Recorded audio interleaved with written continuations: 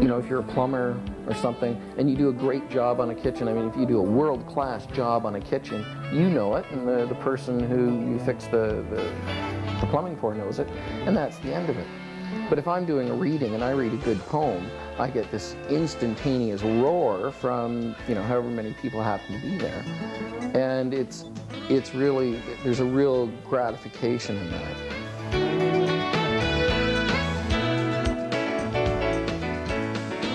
Michael Dennis knew he wanted to be a poet at a very early age.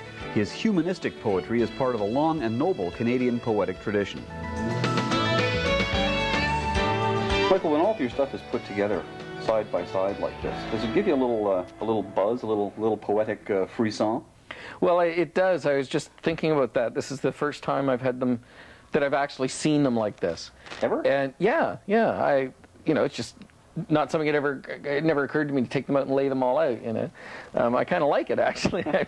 But it's odd because it doesn't seem like much, and you know, yet I know how much of me has gone into it, how long it's taken, and the difficulty of getting, you know, each individual thing published. You know, it's very odd to see it all laid out.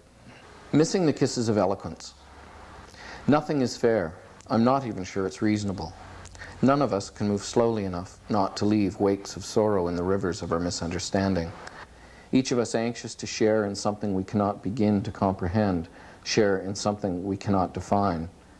There is touch, of course, that late at night wake up and stare at the ceiling emptiness that threatens all sanctity, faith, trust, hope. It is there at night with the lights out and the deep breathing of someone you once loved beside you that these decisions are made. The whisper that will end in another's arms, the first smoke from the glowing ember of the one last fight that you were beginning to plan.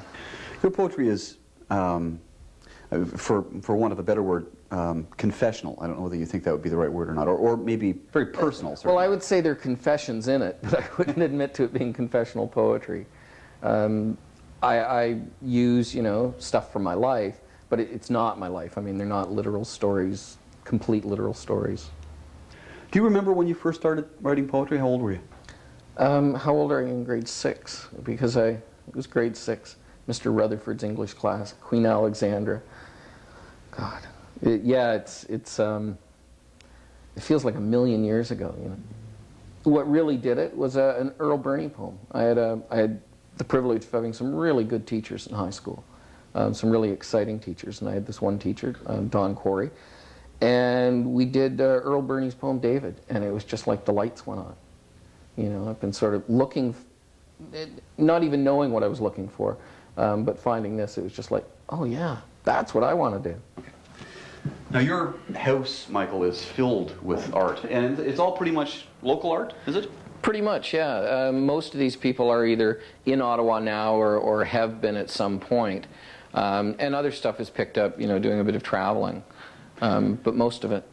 Does this play a role in your own work, in your writing of poetry, to be living in an environment like this, surrounded by art? Well, I think it does. I mean, it's not that this is the only place I write, but it plays a pivotal role in my life in the sense that having a humane environment, having an environment that I feel good about and secure in, and it makes it a home for me. It makes it a place where lives are going on instead of just time being put in. Did you find yourself being influenced by other poets every once in a while? Oh, tremendously. Not every once in a while, but all the time.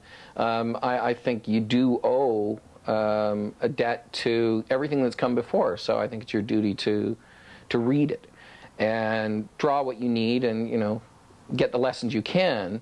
Who is it? You know, you steal, but steal graciously.